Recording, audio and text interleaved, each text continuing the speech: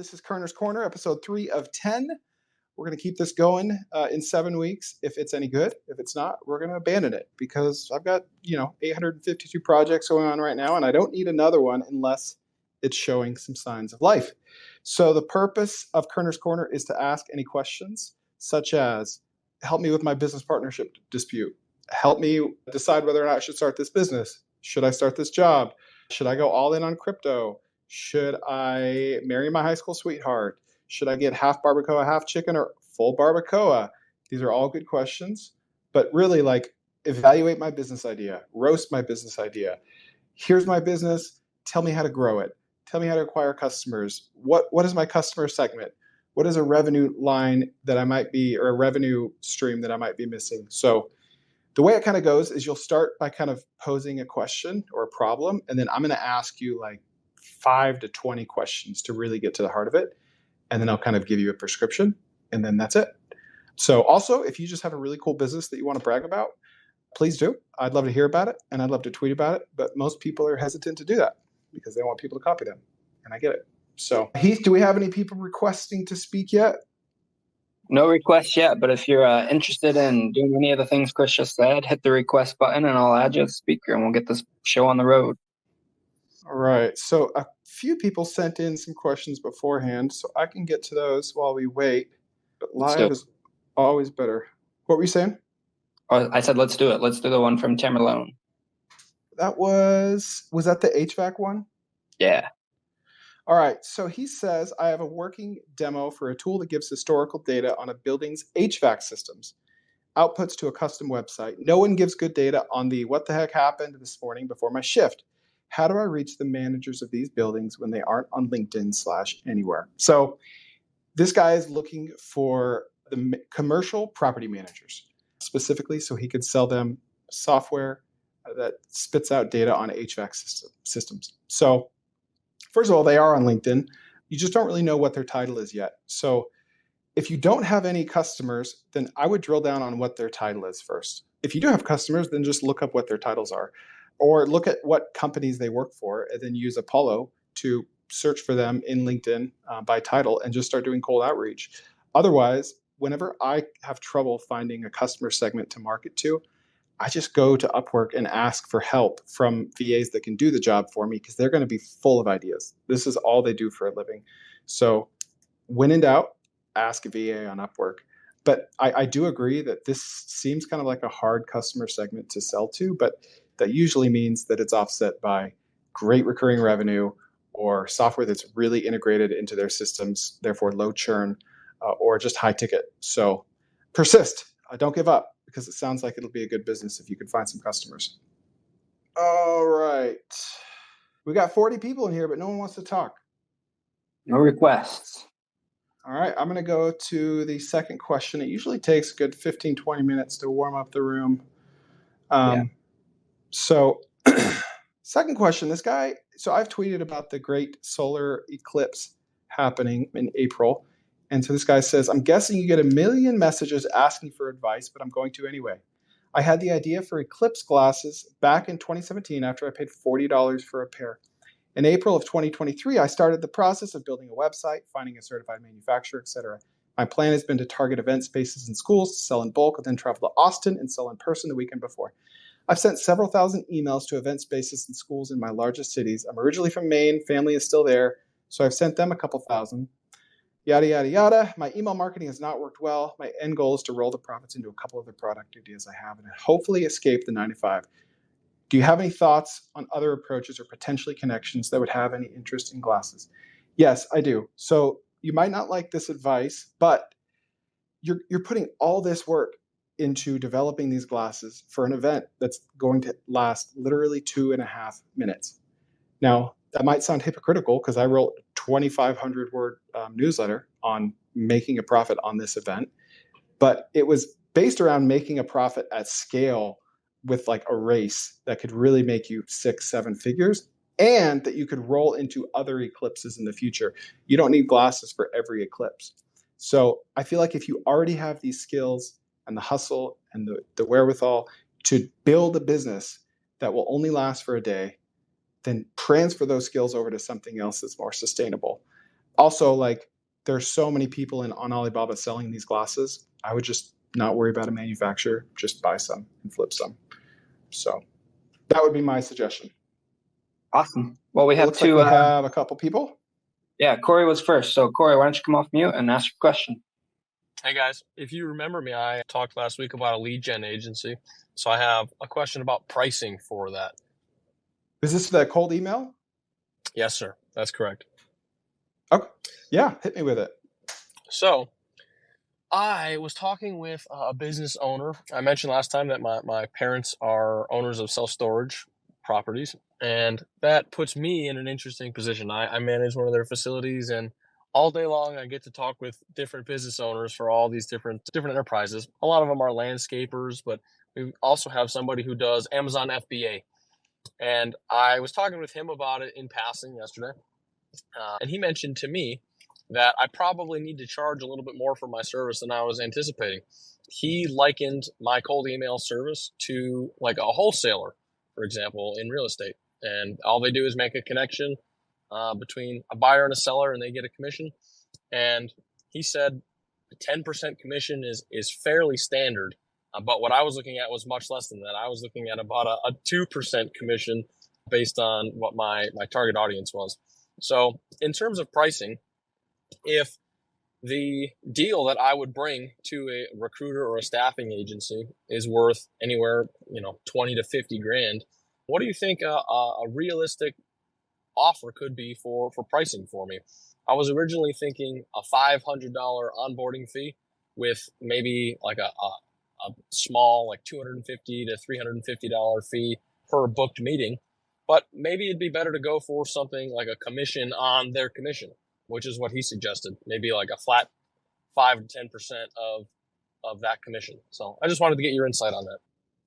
Yeah, great question. So I like doing this 6, 12, 18 months down the road, this type of a model, but not from the outset. And here's why. You don't know yet what your conversion rate is going to be. You don't know the quality of the lead that you're going to be passing on to the recruiters. You don't know like what the funnel looks like. Is it going to take 10 calls to get one sale or 2 calls to get one sale? And so there's always going to be a trade-off between the size of your ticket and how much hand-holding or tracking or preventing of the recruiter bypassing you that goes on. And so if I were you, I would start with no onboarding fee, no flat monthly fee, but a pay per like call booked lead fee. Call it $50, $100, $200, whatever you think is fair. And then just maniacally follow up with your recruiter. Hey, how's it going? How's that guy work out? How'd that guy work out? How'd that guy work out? Now, only going to want to hop on calls with people that look good on paper in their resume. So these should be good, solid leads. And then after a few months, once you learn, all right, it's taking 5 calls on average for a recruiter to close a lead. Then you can blast that on the front page of your website and say, we have a 20x ROI. Like that's huge. Then you can start kind of testing, pull a client to the side and say, hey, I want to test this percentage model. I think it'll save you money. Right now, you're spending $1,000 for every person you bring on. What if I took 2% of the close? And then it'll be $500. And so you're probably wondering, why would I do that? But I just want data, right? I just want to learn. You're going to net out ahead. I'm going to get some data, a great case study, and then I can put that on my website. So you just got to start testing, and you got to be patient with the pricing. It's really like the guy who's telling you that you could take 10%. Yeah, you probably could, but not yet. Nobody knows who you are, and you don't know how good or bad these leads are. So I would just start super cheap, get your foot in the door, get some traction, get some data, get a case study, and then charge more later on. That's very good insight, Chris. I appreciate it. I also just want to say one last thing. I love your ability to very quickly analyze and give like what seems to me to be $1 million advice in 1 minute. It's just phenomenal to me. Thank you. Thank you. I appreciate that, Corey. Good luck.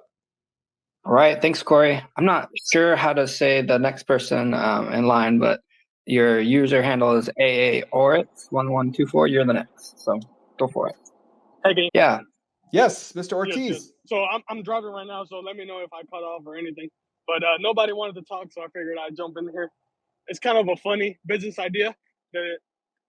it's just a spitballing business idea that I would like to tell you, just to get your thoughts on it. So before I do that, quick question for you. In what scenario would you tow your vehicle? Would I tow it? Or have it towed? Well, if I had a flat tire or it broke down. So pretty much, if you think of towing, you think of something negative, correct? Something negative happened. Mm-hmm. So Yep. it's fair to say that towing has a bad PR problem. Okay. Mm-hmm. So this is what I'm thinking. What if you, in quotations, rebrand towing? So let's say, for example, a use case. Somebody after work, they go drive to the bars with their buddies and they have a little bit too much to drink and they know they shouldn't drive home, but they don't want to Uber home because then they got to wake up in the morning the next day and come pick up the car. So what if we offer them a home delivery service, or not a towing, home delivery service, and then when in the morning after they get home, the car's already in the driveway. So the responsible thing to do is not going to cause any convenience. And then what you would do? Yeah. Would the tow truck driver give them a ride home, or they would Uber home? I'm sure for now they would have to Uber home, like they were going to do anyways, or like they would have to drive home when they know they shouldn't have. But in this case, they Uber home, and then they just, with a few clicks on their phone, they schedule a pickup, and when they wake up in the morning, their car is going to be home. So obviously, not everybody can afford this. This is for a guy that's already dropping $400 at the bar.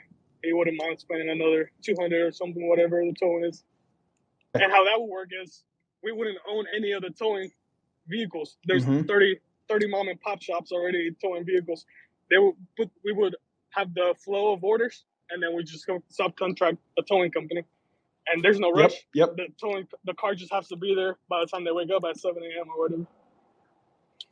Okay, so as you started, I was prepared to hate the idea because I don't like the idea of rebranding a whole industry. Yeah. But I don't think you have to do that. I like the idea. Also, the domain name drunktows.com is available if someone wants to snag that. I like the idea because tow trucks sit idle, 90, 95% of the time. So what are they doing between 10 p.m. and 3 a.m. every day? They're probably contracted out with, bar owners and restaurants that are parking illegally. But aside from that, they're probably just sitting. So I like the idea of calling a tow truck owner, a smaller company, giving him this idea and saying, hey, do you mind if I just test this with you, like as my fulfillment partner?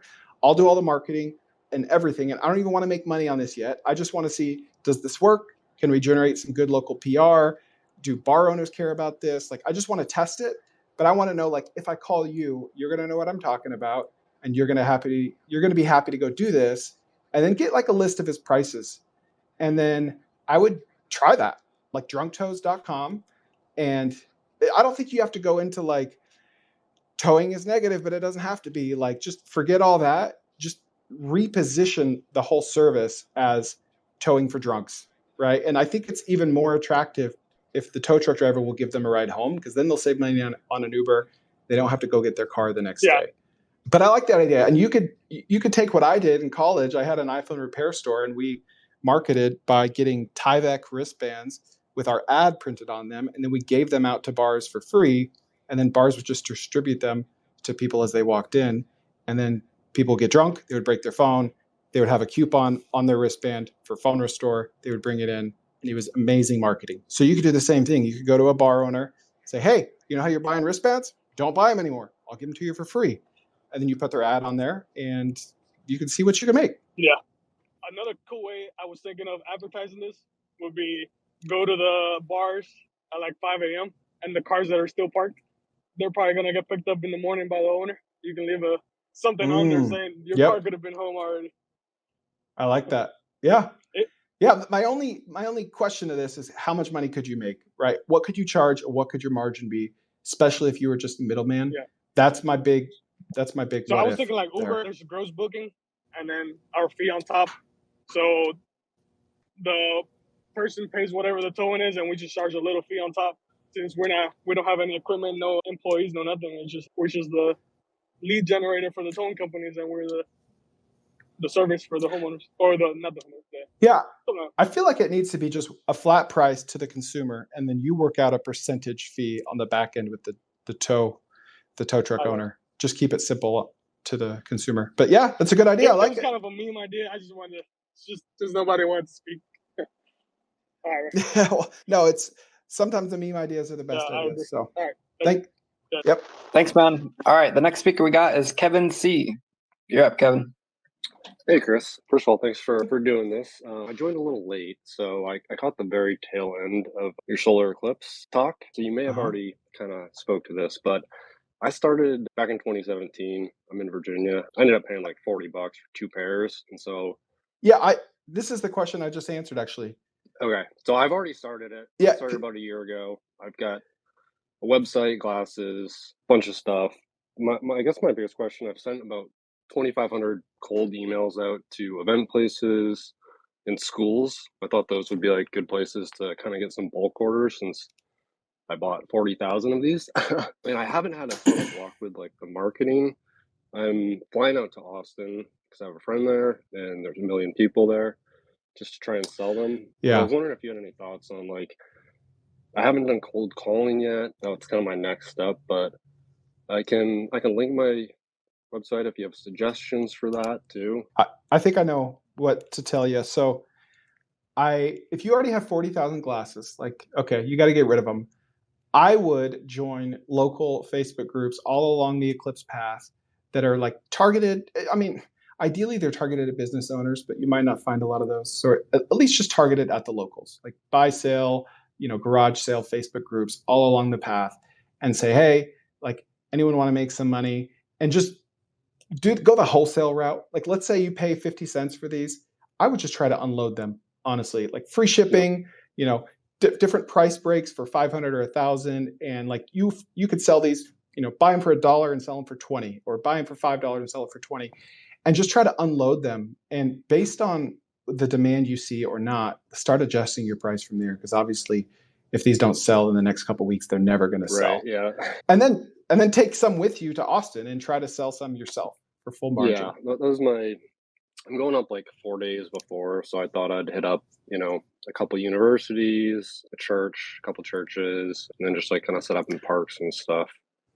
Yeah, I don't know how much luck you're going to have going through these schools, churches, businesses, and buildings, because they're not going to put much mind space into an event that only lasts a couple minutes, right? It's just not on their radar. But if you appeal to everyone's get rich quick gene, because we all have one, then just appeal to them, the individual that has $1,000 that wants to turn it into $5,000 in 2 hours, right? That's what I would focus on. They're a lot easier to reach. You could copy and paste the same post in 100 of different Facebook groups, and I bet you'll unload them that way. All right, awesome. Thanks so much, Chris. Appreciate the advice. Yep, no problem. Yep. All right, thanks. Let's see, we have Alex next. You're up. All right. Thanks for taking the call. So I want you to roast my idea about this lead gen business that I just thought of last night, just because I recently had a roof repair done to my house. So I would, via, I don't know, door hangers, signs, whatnot, Facebook, to try to sell drone to homeowners, basically as a, roof inspection. And, if there's any issues with that, then I would try to kind of package that and try to sell to other roofers in the area. So what is the pitch to the homeowner? Does the homeowner have to pay for this? Just to cover the cost, I think. So they'll, I'll probably do like, twice, inspection twice a year, like $99 or something like that.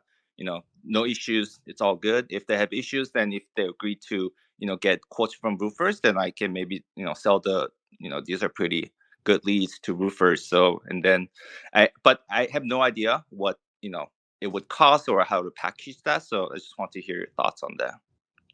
Would you be taking these pictures like with or without their consent first? With, because the homeowners will pay for it. Yeah. Okay. What about the idea of just proactively taking pictures of everyone on the block and then offering to sell them to them? What do you think about that? My uncle does that, actually. He does it like on a commercial scale. Like a new high school was built in the area, and he took a bunch of drone pictures and he's like, hey, do you want to buy these? And he has like a 60% conversion rate or something.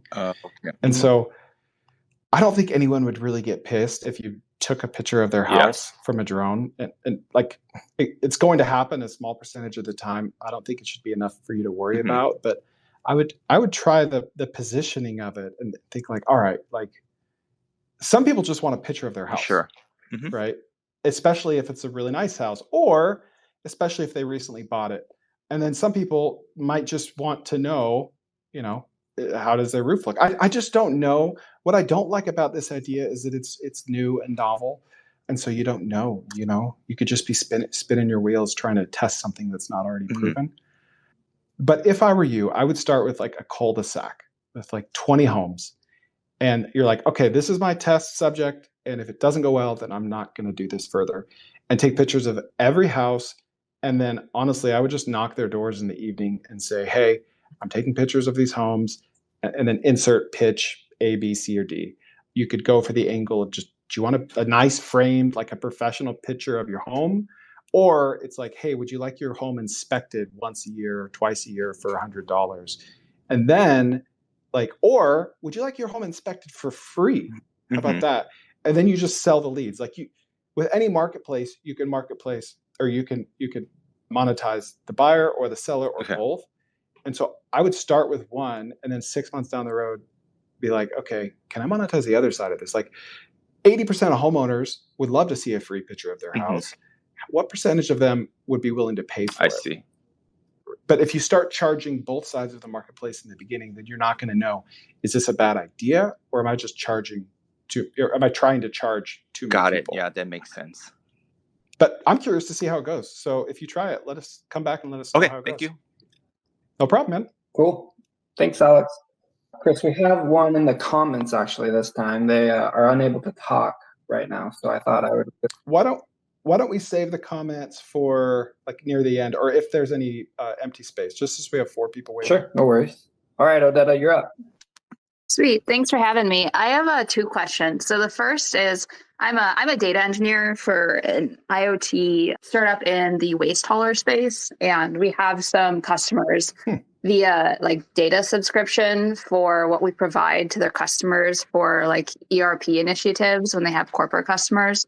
But I recently went to a conference, and I had kind of a hard time, identifying kind of who to approach or how to kind of break the ice there, because the profile of a waste hauler and kind of the area of prowess that I'm coming from for the product are a little bit different. So I was just curious for this first question, if you have any advice on how to kind of show up and communicate, or, when it is that I'm looking for more haulers to add to the book of business there, like what are some approaches I can take?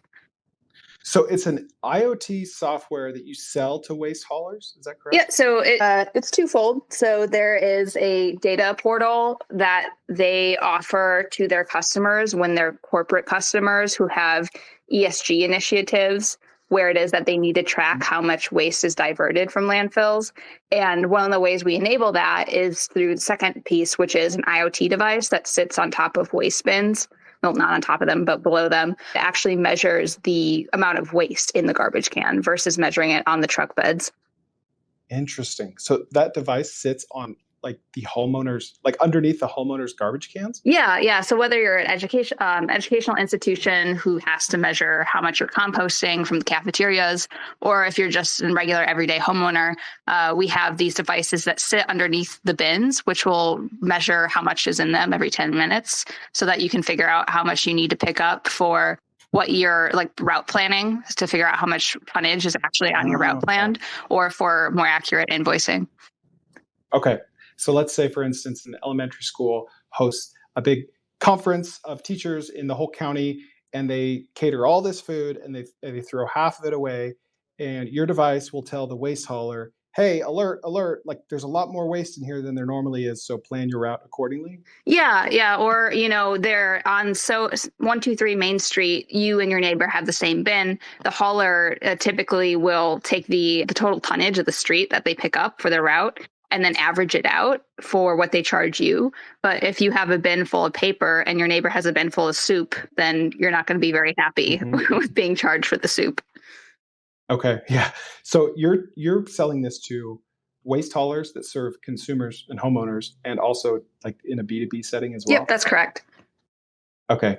And did you say this is a startup? Yeah, it has funding. It's a startup. I'm a data engineer for the company, but because of where I'm located, I went to a conference and they're like, hey, if there's haulers in the area, like, let's try to build up that book of business. I'm like, all right, I'll do my best, but sales isn't my natural language. So, yeah. Okay.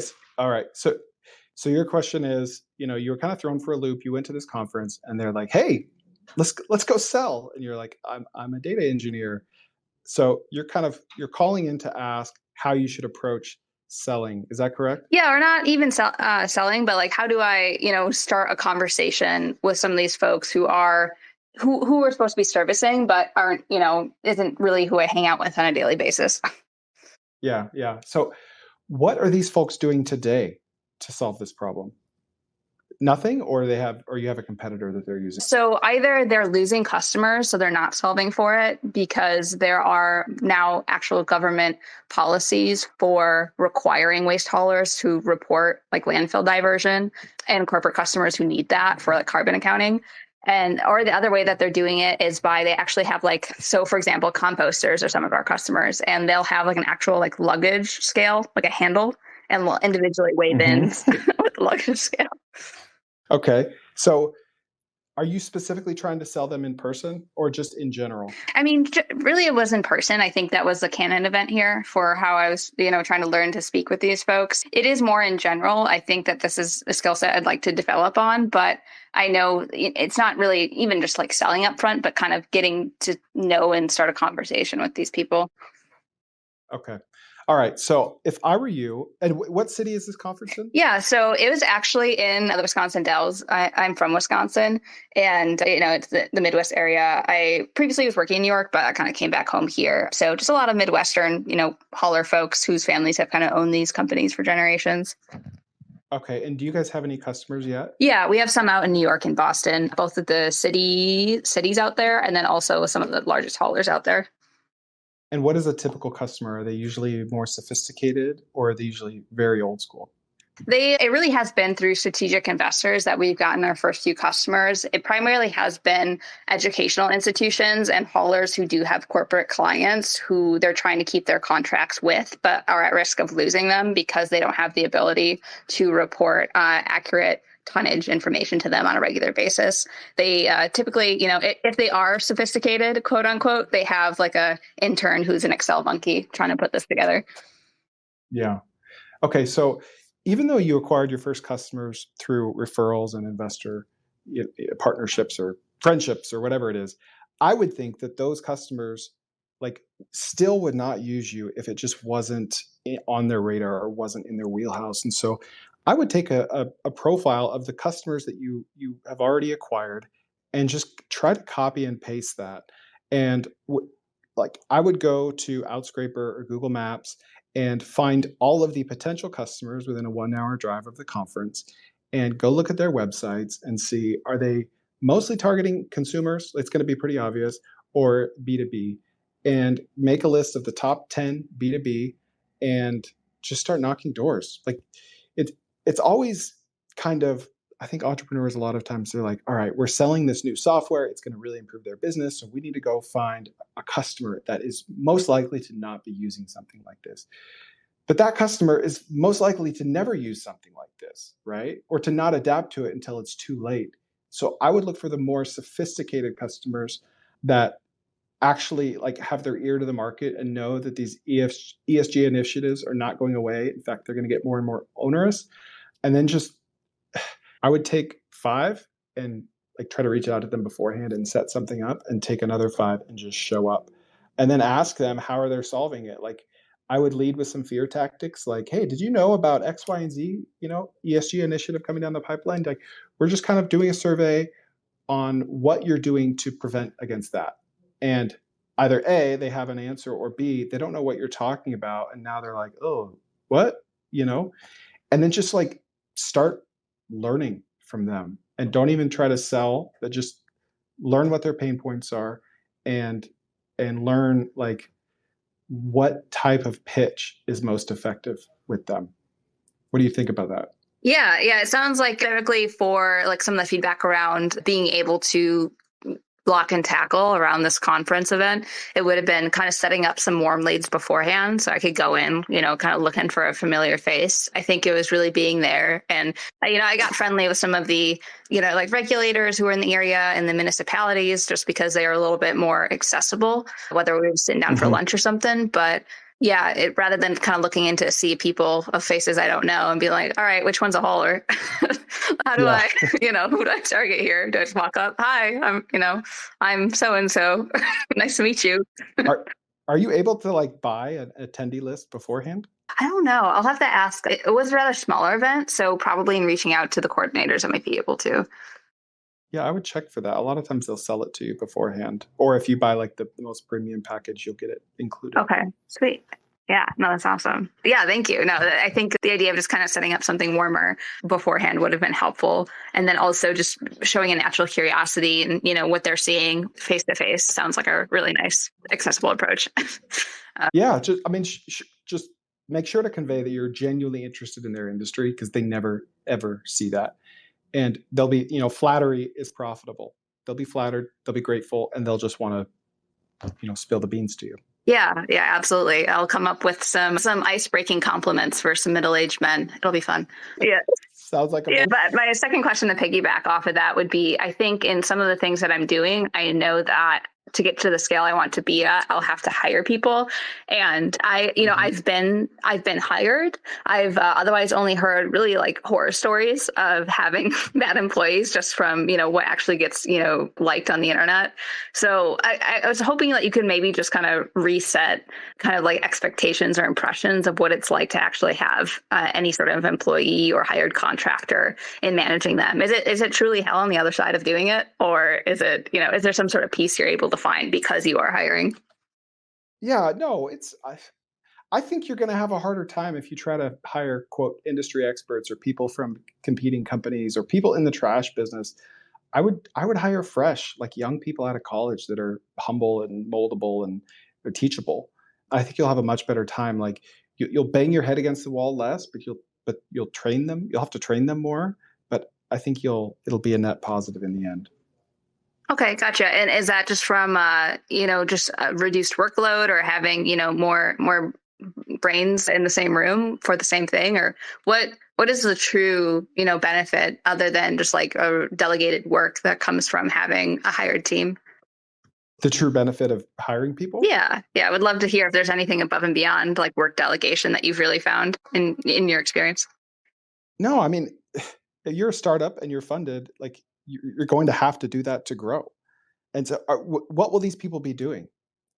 Will they be selling or more data scientist stuff? Yeah, so it probably would be more in line with some probably like technical customer service or like onboarding and early implementation work. I would say that this is also only one of the contracts that I hold. So I'm also thinking about this from a digital transformation, data engineering agency kind of route, because I have a few different companies that I'm working with alongside this one. Okay. Yeah, if it's a role like that, I would just hire someone fresh out of college, and don't be afraid of hiring. Like you're funded, your investors are going to want to see growth, and it's just necessary. And honestly, I have a lot more positive experience from managing and leading people and hiring them than I do negative. So I would just go into it with a positive, confirmation bias and look for the good, and I think you'll do great. Okay, yeah, thank you. It might be a little abstract. I do appreciate having another data point saying like, it's a good thing, like do this. Yeah. So thank you. Absolutely. Thanks for your questions. Yeah, of course. All right, thanks, Odetta. The next one we have is Andrew Hill. I know you mentioned you might be having some connectivity issues, but let's give it a try. I think it's better now. Can you guys hear me okay? Perfect. Okay, good deal. I apologize for had to jump off and jump back on. So no, I appreciate it. And Chris, thank you. This is great. I love what you're doing here. This is awesome. Yet you'd mentioned early on, yes, I DM'd you about that. There was the NIL thing that we were talking about. This is actually completely different from that. So I'm wanting to get some other feedback from someone else on an idea that I've started that's about 80 to 90% done. It's bootstrapped and just would love to hear some feedback on it. Basically what it is, it's a service for job seekers that are feeling like they are just blending in the job search. And so what I mean by that is all LinkedIn profiles look the same. You can have different bullet points on your LinkedIn profile, so on and so forth, but you're really going to blend in, especially right now with how many job seekers there are. And so the idea that I came up with is called Beyond the Page. And what this is a service where a job seeker can go onto our platform, which we use a third-party video recording service called Video Ask, where they go on and they can actually do a 2-minute video on each position that they've held. So each experience that they've had, they can do a very quick video that says, hey, this is what I did here. Here's my successes. Here's where I excelled, so on and so forth. So they've got a video for each one of their experiences. They can also do a video for their education. And then at the end of it, there is an option, if they want to, they can do what is kind of like a mock interview. Questions on there that they can pick and choose from and answer those questions, between a minute and 2 minutes. And what we do on the back end is we take those videos when they're done. We put them into a professional post-production, I guess, if you will, have a graphic with their name on there and so on and so forth. Give it back to them so they can actually then post it under each section of their LinkedIn profile. So if, in my latest experience, I can post a video of what I did there, the positives, all the successes I had. And so they've got a video for each of their experiences, one for their education, and then at the top, they can also put that mock interview, if you will. They can also take that link for that mock interview, put it on their resume if they'd like. So a potential employer can actually, instead of just, and I know it goes through an ATS system, I get that. But when it reaches a potential employer's inbox, they see the link or they go to their LinkedIn profile, they can actually see and hear from the job seeker as opposed to just looking at these bullet points and guessing. And so, this stems from, I was in staffing and recruiting for over 20 years, and I hired a lot of salespeople. I interviewed even more, of course. And so you don't know what you're getting into until you actually talk to them. And so the idea is to give these folks an opportunity to kind of let themselves stand out from the other job seekers that are there. You can see and hear from these people. And then the final part of this is we would give them the option if they would like to. I'd like to do a Beyond the Page experience, which is like a video podcast where they can come on and talk even more about their experience and in more of a, like a talk show type format. All of this would be for $99 for a job seeker. So they get all of these videos done and then the podcast as well. So I'm just interested to hear your thoughts on that, having with your experience and obviously with hiring people, all that fun stuff. So would love to hear your thoughts. So is it meant to like, is the main purpose of it to integrate with LinkedIn or to go outside of LinkedIn, like you were saying, which is like the primary purpose? The primary purpose is actually LinkedIn. So there is a space on there under each experience where you can add a link for media, and it will post underneath under your experience, and it'll show a thumbnail of that video, and the employers or anyone can click on that video and watch that video. Okay. And is it $99 one time or per month? No, $99 one-time fee. And then from there, after that, each year it'll be $25 to host the videos for them. So $99 gets you all of the videos done, plus hosting for the first year, and then $25 a year after that. And what are you targeting, a certain type of role or a certain industry? Yeah, so that's the interesting part. Not necessarily industry specific, more of this would be huge in my opinion for salespeople. Salespeople, they want to talk, they want to, they've got to be able to articulate, what they're selling, of course.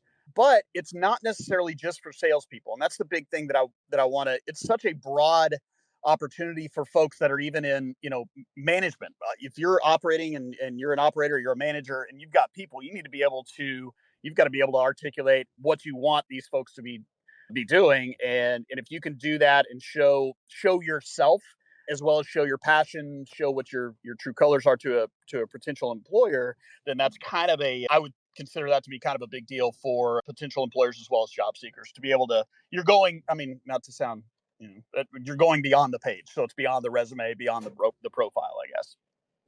Okay. Have you tested this yet? Not yet. I am still. I'm about 80 to 90% done with it, and I bootstrapped it. It's not been a big expenditure, but I tend to jump into things and do them and then research later on. So not a good method, but That's what I do. So, well, that's okay. All right. So Here's what I would do. I would like this week or next week, I would test this in a low tech way with 5 to 10 people, have them like just open up their camera, Loom, iPhone, whatever. You don't have all the systems ready yet. I get that. And so find 5 to 10 people that are looking for jobs, preferably all in the same industry, so you can keep that variable constant, and just test it like without launching, without having a full website ready to go. And then like a couple posts on LinkedIn and just see, you're going to have to measure. How do you measure if people are actually clicking on the video and watching it within LinkedIn? Yeah, within LinkedIn. Would it be a third-party tool? Actually, we load the videos into Vimeo, so we can pull the analytics off of Vimeo. Okay, because you have no way of knowing today if people actually watch these, right? And I said this a couple people ago, where I'm always hesitant on new ideas because you just don't know. And to me, $99 doesn't seem like a lot of money for you, right? Like I think either you need to charge more, but the market might not bear it, or you need to pivot into something that enables you to charge more. I love the idea of focusing exclusively on salespeople because there's a whole industry built around selling salespeople, because salespeople directly generate revenue, right? Whereas if you focus on anyone looking for a job, then your results are going to be all over the map. But we know there's already a precedent for people paying a lot of money for a killer salesperson. I think what else you should do is start with one type of video, and that is, call it 30 seconds of the salesperson. Let me back up. One type of video, but with 2 segments. So the second segment is going to be like a 2 to 3 minute live recording of the salesperson selling whatever it is that he's selling in the wild. Like, and you can curate this. He can pick and choose whichever one. It doesn't matter, but it has to be real. And so let's say he sells Salesforce, right? It needs to be a video of him with audio from both sides, like working it, right? Maybe even it's like a highlight reel. Like think of like a sports highlight reel for salespeople. So it's not just one call, but it's 5 to 20 second segments of a dozen different calls, all aggregated into one. And I'm sure there's a CapCut, there's clap.app, there's a bunch of like AI video softwares out there that will allow you to just upload a bunch of stuff and it will tie it all together for $80 a month or whatever. And so the second segment will just be like a highlight reel of them selling in the wild. And then the first segment will just be them introing what they do. Like, hey, my name's John. I've been a Salesforce for 3 years. I'm in the top 4%. I made $375,000 last year. I'm about to show you some clips. And this is what I'm selling. I sell their suite of X, Y, and Z tools. And I'm really good at this. I'm not so good at this. I would love to chat. And then it goes right into their highlight reel. And then you put that in their LinkedIn, and then you watch the analytics on the back end and see how that performs. See if it gets clean. I like it. I like it a lot. Yeah. Yeah. That's really good. Yeah. Then you get to see them, like you said, in the wild. You actually get to see them doing their thing, I guess, if you will. Yeah. Love that. Okay. Yeah. No, that's great. That is great. I guess as you'd mentioned the pricing as well, and I toyed with, obviously we're not live yet, but I toyed with that a little bit. And so my thought was, if you've got a job seeker, if you've got somebody that's out of work, I don't want to gouge them, of course. You don't want to go too high, but then again, we want to make money at this, of course. So I don't, providing videos and then possibly going on to a podcast, is that, you think that would justify a higher price point for these folks? I don't like the podcast idea because I don't think many people are going to listen to it. Okay. And I think with the people you're selling to, they're going to realize that. So it won't be much value conveyed. Okay. But I do like the idea on the pricing side of somehow tracking who's viewing their profile and charging someone at the end of the transaction, either the employer or the employee, a multi-$1,000 fee, like a discounted placement fee, so to speak, right? Like a light placement fee as opposed to just $100. And maybe that's to traditionally to the employer, but you'll have to figure out ways of tracking that. Yeah, no, absolutely. That's great. No, that's great. Thank you very much. That's helpful. I will diligently get back to work and kind of rework a little bit here. So no, that's wonderful. I love it. Well, let us know how it goes. Will do. Thank you, Chris. I appreciate it. Yep. All right. Hey, Heath. Yeah, the next one we got here is Shawam. Go ahead and come off. Hey, Heath. Yeah. I was going to ask you. from now on, when you announce the next caller, could you announce the order of the ones after Sure. it? That way people can know where they sit in the queue. Yeah, no problem. So Shawam's next, then we have Charbwire, and then after that is Build for Growth. Cool. Go ahead, Shawam. Hi, Chris. Hi, Heath. Thank you so much for doing this. I just had a simple question. I just had an idea the other day. Just to preface my question, I worked as an investment banking intern at JP Morgan Chase last year. I am based out of India. So the offices we have here are not the front end offices in which that we're not the ones actually pitching to the clients. We're kind of a middle office, wherein the administrative stuff, or if the onshore bankers want to do some kind of, they want some research work done or some pitch decks to be made, so we are the guys that do it. So with that, I thought, this can be done for other things and as well. And then I came across, okay, virtual assistant agencies actually do exist. So what I want your opinion on is that, since I'm based out of India, the labor here is quite decent in price. Like, I can get people for about $100 to $150 per month who can work like 8 hours a day, 5 days a week, for this kind of stuff to actually work as virtual agents. What I want to know from you as a business owner is that, is this kind of a business viable? As in, would you as a business owner use this service of virtual agents? And if so, what are the potential use cases that you can actually use VAs for? And what do you think, in accordance to that, would the pricing would be a good deal for you? So are you thinking of just kind of managing your own small VA agency there in India and then working with Yes, business owners such as myself that just need a variety of tasks done? correct. Okay. And then what would be your pricing model? Would you just like mark up the 150 a month and charge that to the business owner? Correct. And do you have like a certain industry that you'd like to target, like investment banking or anything? Anything. Actually, we have those. I have a few peers in my. I'm actually a student right now. I have a friend whose father actually owns similar kind of an agency. It's not a VA agency directly, but what it is like, they do HR, payroll, and other admin work for companies, and they actually charge the companies a flat fee, and they pay their employees a flat fee as well, and just make the difference. Okay. So yeah, but not really fixed. And I just wanted to know from your end, okay, this is the kind of what use cases I can potentially tap into that are actually lucrative for you. Yeah, so I think this is a great idea. It's a lot of people are doing it, and I think that we're still in the very early innings of VA agencies, especially if you are yourself overseas. That's a competitive advantage. Most Mm-hmm. aren't. Most are just working with people like you. I think 100 to 150 a month is outrageous. Like, I know that's market, less than $1 per hour, but I think that just means that you could be the cheapest and still mark up your services a bunch, right? Okay. I know a lot of people have VA agencies that are focused on like the Philippines or focused on Pakistan or focused on Latin America, and they do really well. I think that your whole brand could be India. Like, come to India. It's more affordable. We work really hard. We specialize in XYZ. And then if your niche or if your brand is India, and it's funny to call that a niche because there's like 1.5 billion people there, then the services that you offer can be all over the map.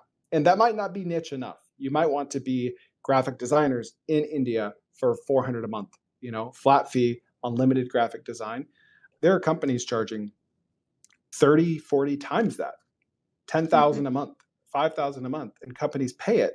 It's going to be a race to the bottom on pricing. So Okay. I would, everyone wants to be the cheapest. No one wants to be the most expensive. I would embrace cheapest, honestly. I would go that route. I know a guy doing that same model, and he's doing really well. So I like it. Okay. Just to reiterate my previous question, I really like your opinion on this, but in particular, I read about, you have a tree base and whatnot. In accordance to, let's say, for example, I am, pitching to customers who have similar SMBs. So what kind of a service would you think, okay, if I outsource this to someone for like $400-500 a month, that can be very helpful for me? Are you facing similar kind of a problem that, can potentially be solved by a VA cheaply? Yeah, my problem is I just have like 5 different VAs doing 5 different things, all working part-time. And so if someone were to approach me and say, hey, I will be your sole point of contact. I know you have 5 different needs. only interface through me because I have 5, snipers at all 5 of those things. And I'll interface with them. I'll be your middleman. You'll charge less. You'll have 4 less people to interface with, or you'll pay less. You'll have 4 less people to interface with. And I will be the one, like, I'll be your VA CEO. I'll be the one to make sure that all of your jobs get done. That way you're not holding 5 people accountable. You're holding me accountable. And I'm seeing to it that it gets done. So maybe that's kind of the brand, is the VA CEO, right? You're just playing that middleman layer between a busy entrepreneur and 2 to 10 VAs. That makes a lot of sense. Okay. Thank you so much for your time, Chris. Absolutely. Good luck. Right. Thank you so much. Thanks, Shawam. Charbwire, you're up. And the next after that is Build for Growth. Hey, everybody. Can you hear me? Yes, sir. Awesome. Chris, thank you for having me. So I have a couple of things I'd like to ask you. So basically, I have like 2 parts to this question. One is my main background is merchant services and point of sale. That's like where the majority of my income comes from.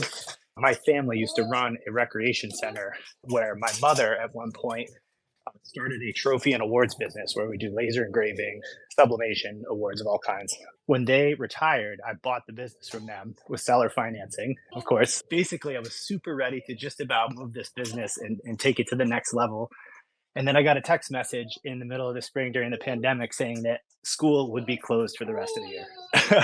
That was just something I had never anticipated. But at this point, like, things are going pretty well. During the pandemic, we decided we would get a better online presence. We would collect some Google reviews, just knowing that, look, there's always going to be a need to award and recognize achievement. These events and things will come back. And when things come back online, we want to have a good digital presence to capture that audience. So far, that has kind of worked. But basically, it's the 80-20 rule, right? It's like the majority of my income is coming from my other business. That the amount of effort I put in to keep the other business running versus the amount of effort I put into this business, it made more sense to focus most of my efforts on point of sale.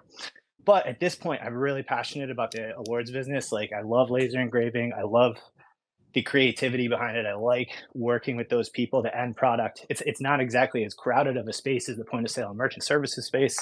So like, basically at this point, like, my number one question would be like, I'm looking at how to scale this where it's not something super local.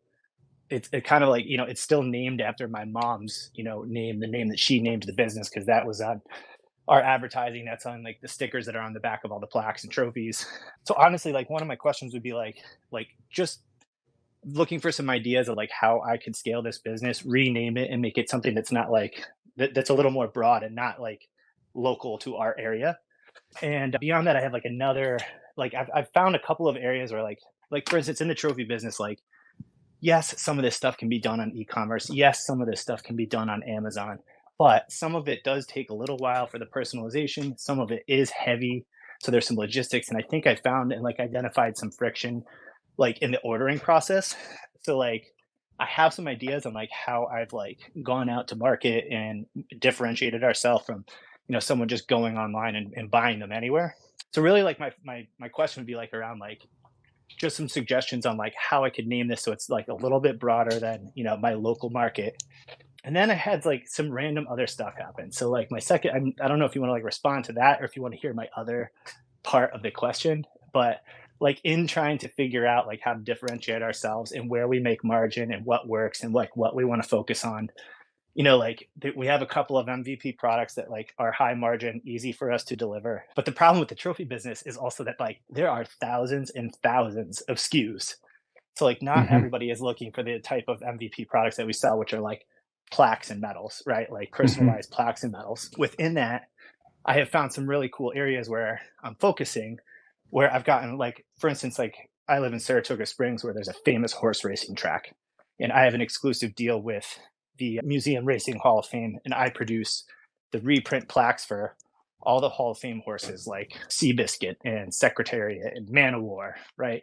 And I have the exclusive ability to sell those in their store and online. So like these are some ways that I found some ways to differentiate myself and maybe have some recurring revenue where it's not just like we're sitting around waiting for the phone to ring from a previous customer or a school or a booster club, right?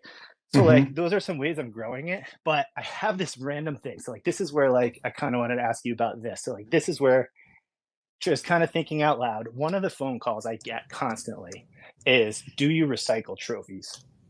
Generally, the answer is no. because they changed the, someone who got something 10 years ago, that particular supplier may not make that part number anymore, or I need 12 of them and they only have 3. So there's really no reason for me to onboard that, take them and put them in my inventory on the shelves in the back.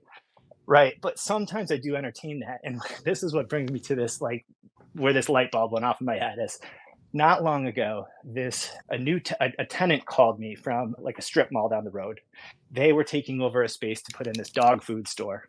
Well, what was previously in there was a karate instruction school. And the karate instruction school had tons and tons of like trophies. And the guy was like, do you want to come over here and take a look at it? I'm like, you know what? I normally don't do this, but let's take a look at them. And what I found was like, they had a lot of these really large, like larger than life 3-post, 4 or 5 foot tall trophies, all geared for karate, which I can very easily take the tops off and make them into a basketball trophy or make them into, a golf trophy. So I did take some of these trophies from this guy and I ended up reselling them. Did you buy them or take them? I got them for free. Okay.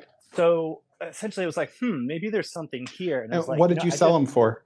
So the interesting part about this business, like the margin is pretty good in the trophy business, right? It's like there is some like work to do. Like I do have a laser engraver, I've got overhead, but the margin is generally pretty good and it's not exactly super crowded. So like these trophies, especially the larger ones, go for sometimes over $100 a piece. So it's like now what I was doing is like, hey, look, now I think I am interested in recycling trophies so long as they're like that type of trophy where I can have it on the shelf here and then use it at the right time. And I just did this recently. Someone just, they're cleaning out their daughter's bedroom and they found 3 larger than life, gorgeous trophies. And she was just going to throw them away. But she didn't. But now they're sitting here in my shop ready to be retooled and resold to another customer. As long as they're in good shape, right? If they're in not great shape, then there's nothing I can do. So, part of me is like, how can I come up with a way to make a business idea out of this problem? I get this phone call all the time. They're literally giving me free inventory. What is all the time? Like, can you put some numbers to that? I have to go back and look at my phone program just to see. But like, quite honestly, a couple times a month, someone calls up and asks if they've got a ton of trophies. They're going to throw them out. Would you like to recycle them? Is there a way I can recycle them before I throw them out? Because obviously some people are conscious consumers, right? And they just don't want to see the thing thrown right in the trash. And they have inherent value, right? So like some people just have like a sentimental value attached to them. So the first thing they do is try to see if it can be repurposed instead of thrown right in the garbage. So I normally just like did not even take those phone calls. But now that I've had a couple of instances where I've gotten some good product out of it, and it's not like that's what we're trying to sell, right? It's like repurposed trophies. Like I want people to buy the beautiful plaques and the beautiful medals that we make that are custom. But those trophies, I have a miter saw. I've got all these things. They do take like some effort to put together. They're kind of a pain in the butt, to be perfectly honest. So if I have someone come in and have like 3 larger than life trophies that are all worth like $100 to $200 a piece, and I don't even have to build them other than literally putting a new figure on them and using my laser engraver to make a new plate to repurpose them, I thought that was cool. But it kind of got me into like thinking, what if I take these others, what if I take everybody's trophies and there's a way to like go through the marble and the lead and the plastic and the stuff in them and see if there's like a local recycler, a local garbage company that might be able to put a value on that.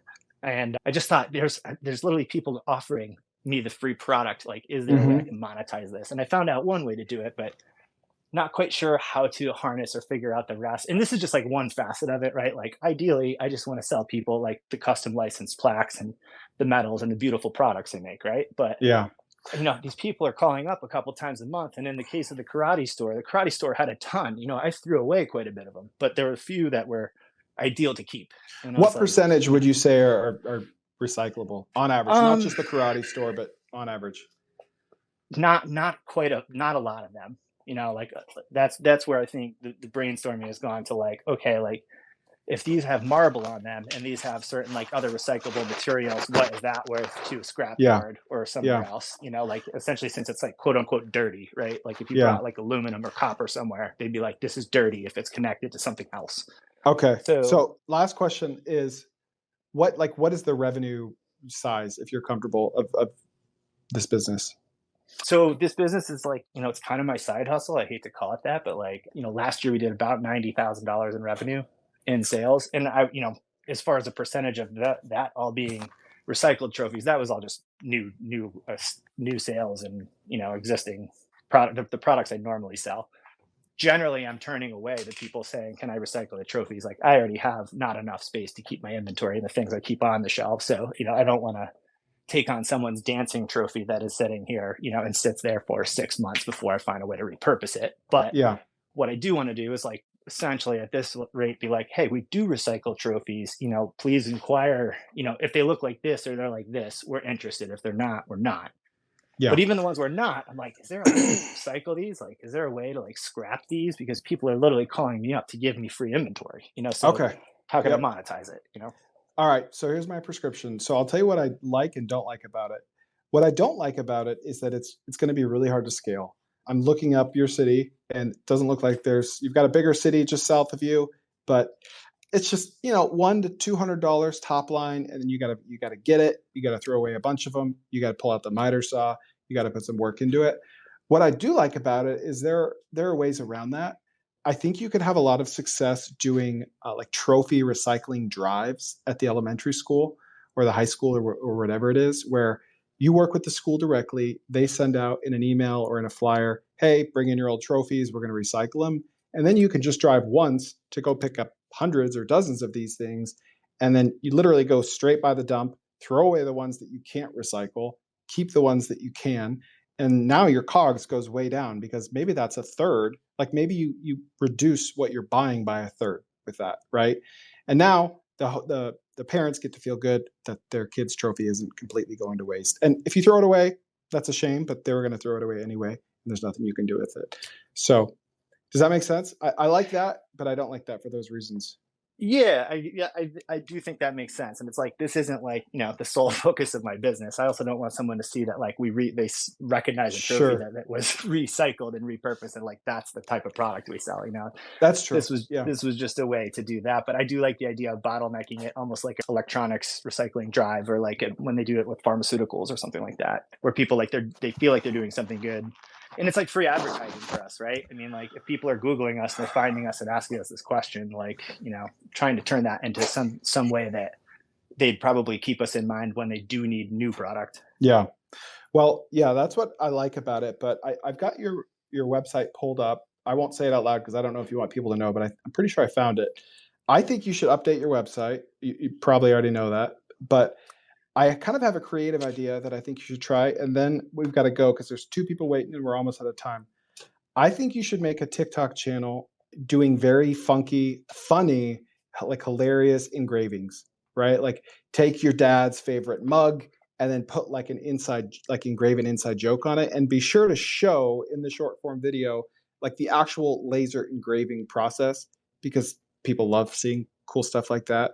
So I think you could get a lot of clicks and a lot of eyeballs on the hilarity of, a kid engraving their mom or their grandma's X, Y, and Z, and then them noticing it one day, like engraving a toilet or putting a plaque on a toilet, right? Like dad's second home or something.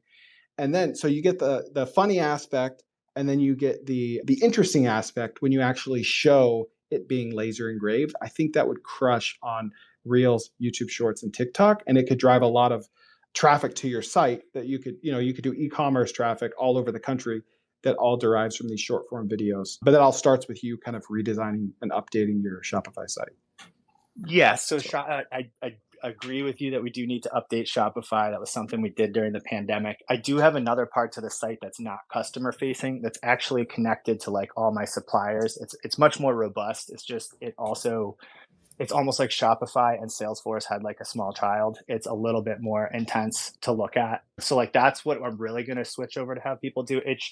All my suppliers have everything, all their SKUs and pricing all loaded into it. It allows people to share. It's a little bit more robust than Shopify. So that's definitely not the one we wanted to share with people. But like, quite honestly, on Instagram, I've done like with the laser engraver, what's kind of cool is like essentially doing like time-lapse videos where it just shows really quickly like the thing. And I've gotten a lot of, it's like, that's not what I'm entirely using Instagram for, but like when I share things like that in my stories, like I tend to get interest. So I do like the idea of, I have not made a TikTok yet, but I've been somewhat TikTok resistant, but I guess it's like hard to ignore like the size of the market there.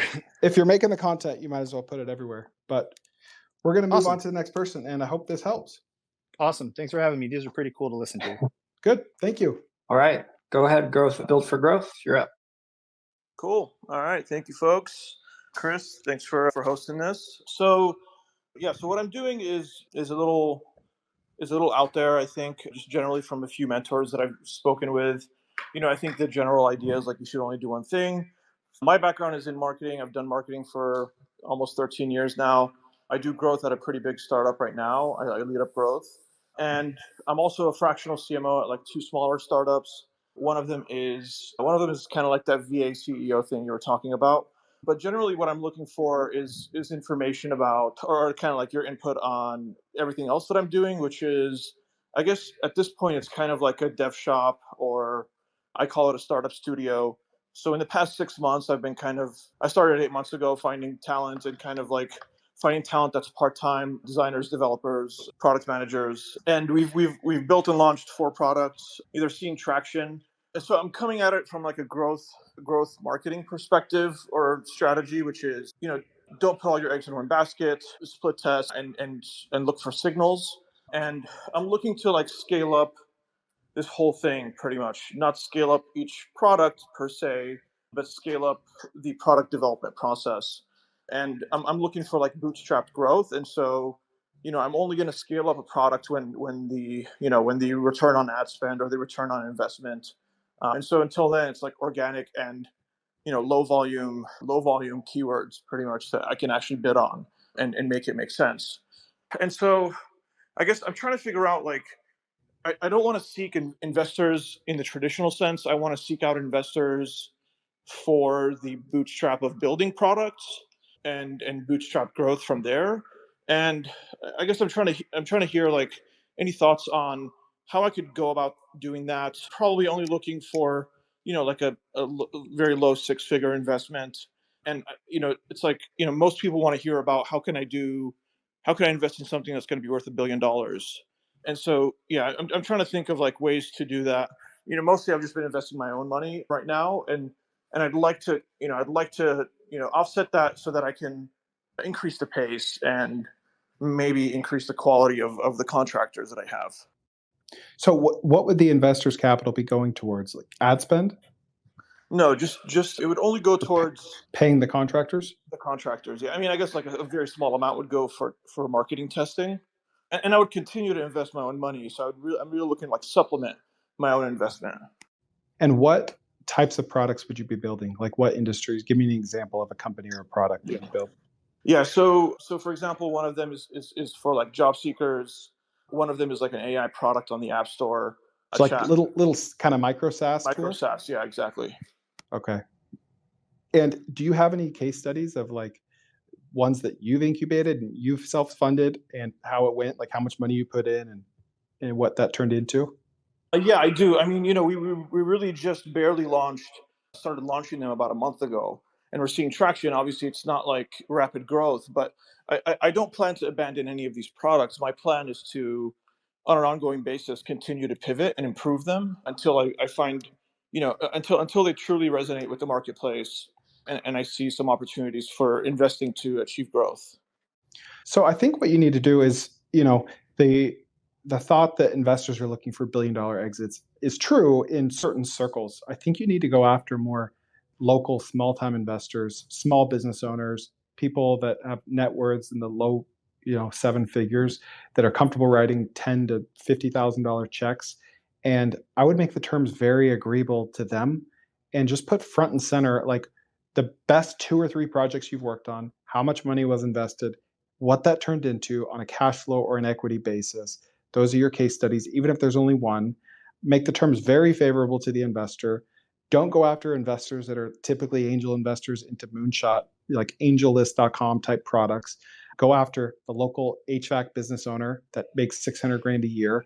Go after those guys that you know in your own immediate circle that already know and trust you, and put one deal together, $200,000, $100,000, and then just put everything you have into that. That way you can have an even better case study of not just what you built and what it turned into, but what you built with investors' capital and what you turned it into. Because the first deal is by far the hardest, but if you can knock it out of the park, then it will be easy from that point on. But if you start with kind of not investor-friendly terms, then it's going to be a lot harder to get that first deal under your belt. Yeah. So like as far as like people that I know more closely, I probably, like you said, probably 10 to 50,000 is what I would be comfortable asking for. And so then it's like, well, how do I scale beyond that? I mean, what you're saying kind of makes sense. Like, maybe just hustle and just fucking pick up the phone and call some people. I don't know how else to go about like finding those people without doing something like that. I think you have to. I think you hit the nail on the head. Pick up the phone. It's a lot easier to say no over an email than it is over the phone. Yeah, that makes sense. All right, cool. Thanks so much. Yep, thanks. Well, we'll go with the last two. We've got Mike and Ross, and then after that, we will wrap this up. Cool. I think Ross, you're up first. Oh, I'm up first. I had a question for him, but I'll ask him later. So for those of you that don't know, my name is Ross. I run a Salesforce consultancy named Pong Solutions. It's growing very rapidly, sometimes at a scary pace. So we're dealing with all those fun problems. But the thing that I struggle with is I have super shiny object syndrome.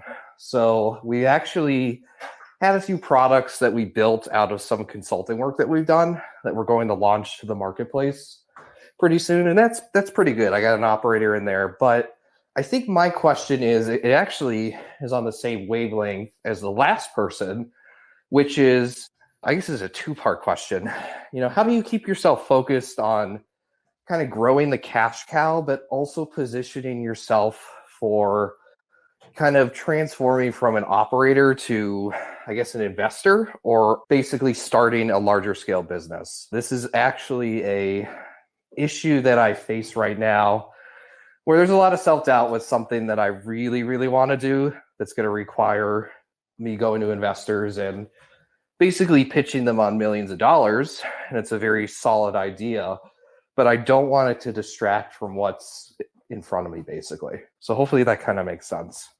It makes perfect sense. It's like you're talking to the king of shiny object syndrome right now. And I'm very public about that. So I get it. But there's the mess. You're in the messy middle, or you have to get past the messy middle. And you have to get to the place where you can hire a CEO for Pong Solutions and feel very comfortable in the fact that he's doing at least 80% or 70% as good of a job as you are doing. Like, you either have to do that, you have to hire someone. I don't know what your profits are, even if it means you're giving him 30, 70, whatever it takes % of the profits to run the business. If you really do feel passionate about this next idea, that's what you have to do, because what investor wants to give a bunch of money to someone that, has shiny object syndrome? Yeah. Speaking from experience. So is Pong at the level where you could do I think this year will be the first step towards that, basically. I think where we're at right now is, so for those of you that don't know, the way that my business operates is I usually get a lot of the leads from Salesforce, so I have to hop on calls with them. So I'm the guy doing the sales, but I've gotten myself out of the delivery aspect. So we have that delegated out. It's managed well. Until I get myself out of the sales end, where I've trained somebody up on how to run that, I'm kind of stuck in this position. So this year, I think we're kind of at that cusp, but I got to be careful too, because of how the business works. So from my perspective, our profitability allows for this. It's a question of more like when instead of if at this point. Yeah. Well, in my experience, if you hire a CEO, they're going to do either 70% as good of a job as you, or 200%, right? And you're just going to be shocked and be like, wow, this guy's a killer. I think in your scenario, either option is fine. But if you're selling Salesforce, like, there's got to be a bunch of people out there that can do it. Maybe not super well, but at least you won't have to train them on Salesforce, or even train them on selling Salesforce. I got to think that you could outsource the sales side of that as well. It's actually interesting you bring that up, because the common career path for a Salesforce AE is either upward in the company to RVP level, which is like 5 jumps, or you flame out and become a sales rep at a partner. So I get all resumes all the time of these ex-Salesforce AEs, but that's actually not what I want. I would rather, so in my opinion, I'm going to say something different than what you said, but I think the person needs to know Salesforce, at least from a technical side, but they also need to learn how to conceptualize some of the concepts the client is talking about and apply it to their business, because that's the secret formula of what I do that's winning. So that person is actually an ex-consultant or somebody that works under me that I can train on the sales process. They have a personality. They're great with people. So that's easy to find overall, is what I'm saying. So it's a little bit weird because the other guys I compete with have these ex-Salesforce AEs that are just terrible at selling. So yeah. Well, I think you know what you need to do. So I wish you the best. All right, cool. Well, I'll go tell Mr. Ullman that I need to go hire a CEO. So there you go. All right, thanks, guys. Thank you, Ross. Cool. Mike, you're last, but not least. I might be least. That's all right. What's up, Chris? How are you, sir? What's up, Mike? Good. How are you? Speaking of shiny objects, I'll get your blood flowing here on this Friday. So two just kind of idea childs. I posted yesterday about this idea of like Carfax for home sales. Yep. I originally posted about renters and stuff, but I think, like, is there a market for that? Like where somebody could just pull a report of insurance claims, roofs that's been done, HVAC work, anything that you could just literally pull a $200 report on a house that you're looking to buy. It might end up putting home inspectors out of business, but it's just an interesting idea. I wanted to get your take on that first. So you're asking if I think there's a demand for people to pay for Carfax for homeowners? Correct. Yeah. I think so. Where would you get the data from? I think that would be the uphill battle of having to create. I mean, you'd almost have to create a place where, like with cars, anytime you worked on something, you're almost required to report it to a reporting service. And then that just becomes an aggregated amount of data between plumbers, HVAC, roofers. Insurance would probably be the easiest and first option, because anytime a home owner makes a claim, there's a database of that. So that seems like a easy first step with any major type stuff. But then all the other mini little repairs, you'd almost have to create a system where they report it, and they're almost bound to report it. You know what I mean? Okay. That's a big challenge. That's a big challenge. It is a challenge, but what I like about the challenge, and I was just talking about this an hour ago, is you're familiar with the company Plaid that connects all the banking infrastructure? Yeah, all the bank stuff. Right? Like yep, exactly. Like connect Venmo to Bank of America uses Plaid, right? So what is amazing about Plaid is that they spent years just pounding the pavement, hitting the streets, going to all these little credit unions and community banks that have no APIs. They don't even know what API stands for, and like building it out, right? And today, that's why they're like a $10 billion company, is because they have that moat. And yes, they've got some great tech under the hood, but really their moat is the fact that they spent a lot of money just one by one by one by one building all these little integrations.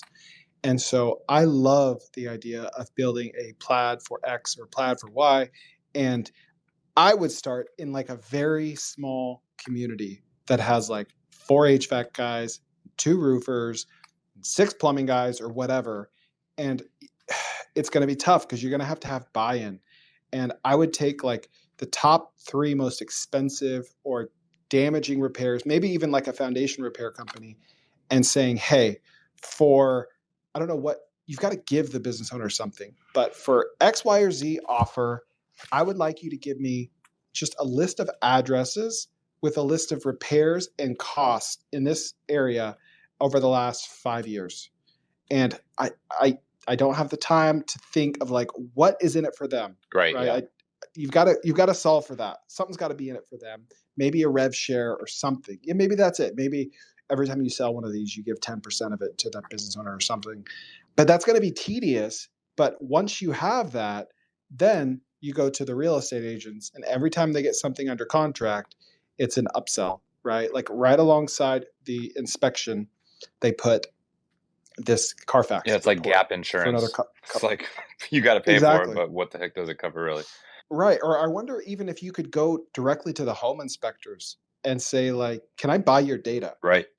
Right. Like they're not going to know, like if a house, replace the HVAC Well, system actually, a 2 lot years of ago, but the they're home going to, inspectors use a software platform to do their home inspection. So you'd go to that company because then you'd be able to aggregate it on a much higher level. You know what I mean? yeah.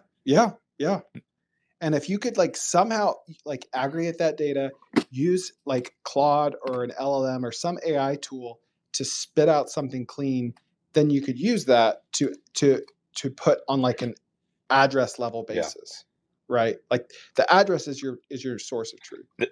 This and then this you other sell it. quick one might be a little bit better. I want to get your take. Zillow, like residential sales or searches for homes, you go to Zillow, you go to Redfin, you go to Realtor, whatever it may be, right? Commercial, you go to LoopNet or Crexi or any of those platforms. If you're a person right now and you're like Chris, you're like, I want to build a brand new house. I don't know where to start. I just want to build a house. I don't necessarily want to buy a brand new house. I want to build one, my own. Where do you go for that? Like a custom home from scratch? Yeah, it could be a spec builder in your area or a custom home, right? Where do you go? Like right now, my only option I think is Google new home construction builders in fill in the blank city, right? Yeah, well, I mean, I've done this. We built our own custom home 8 years ago, and we live in a city of 7,000, and there's 6 builders here. And we just started talking to our friends and family, and it became very clear that there was only one option. We went with that guy. I just think. But go ahead. House? Would House be for that? I think House could integrate with the idea, but my thought is imagine Zillow meets Pinterest meets Instagram, where you have a map of the United States, and then you're going to have your different areas. So let's click on Wisconsin, and then you have your big metro areas of Wisconsin, and the consumer will figure out their area, let's say Green Bay, where I'm at, right? On the back end of that, you've done the legwork and connected with all the builders who are associated with the Home Builders Association in those areas who will build, right? And then you get them to send you, I think with AI, this can actually work well. They'll send you pictures of all of their builds, interior, exterior, all of that, right? Now you're creating an experience for the user. They're saying, hey, I'm in Green Bay. I want a 2-story house. Okay, great. Now we'll filter in all the 2-story houses. I want all these different things, and you're filtering in, you're looking through pictures, you double tap every one that you like. So now the AI is building what you tend to lean towards as far as style, right? Then at the end of this user experience, it says, oh, these are your top 3 choices for types of homes you like. And then would you like to see the builders in your area that build these exact homes? Yes or no? And then they choose that. They say yes. And then all of a sudden it sells this lead to 3 builders in that area. And then you're picking your builder, you're choosing based on the product that they've put out. And you can go there it's just kind of like a database of the builders, their products, and then people are trying to match themselves with the builder. I think it could be cool because builders, you could also have websites that you build off of it for the builders because they're notoriously horrible for having any type of digital presence, right? So what are your thoughts there? So I'm thinking more of a low-tech solution because what's great about builders is it's such a high-ticket item that there's a lot of money to be made, right? And a lot of these builders pay 3 to 6% to a real estate agent, and I know builders hate real estate agents, right? Because it's well, that's why a lot of them have it in-house too, because they want to keep right. It's such a low margin, high headache business. And then it's some Yahoo comes around and just makes an introduction and makes 70 grand, whereas the builder does all this work. And so they're already used to paying that. And so what if it was a very low tech solution, high touch, low tech, but high margin, high ticket I would pick one market. I would name it something broad and generic because you're not going to stay one market, but let's say it's Green Bay. And then you scrape a database of all the builders. Let's say there's 20 of them. And you just learn everything you can. Have a VA go through and how long have they been in business? Every single shred of data you can get on all the builders in Green Bay. And then you start building out the SEO. You just want inbound SEO. You're like a lead gen factory. And the landing page is very simple. You just want their email. And the pitch is hey, we're like a builder broker. And you have no reason, this is speaking to the homeowners, you have no reason to not use us because you don't pay us. There's only upside to using us. We are paid by the builder, and they're used to paying a realtor 6%. They're going to pay us 1% or 2%. So like everyone's happy, right? But you're not a realtor. You're a brokerage. And so they put in their email. That's it. You got their email.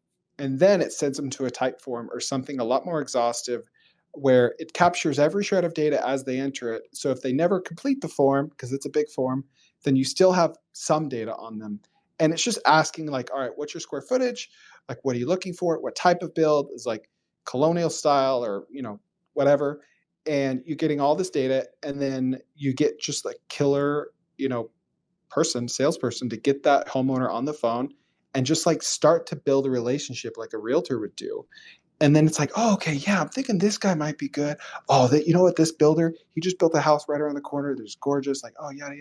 And then they just start playing matchmaker.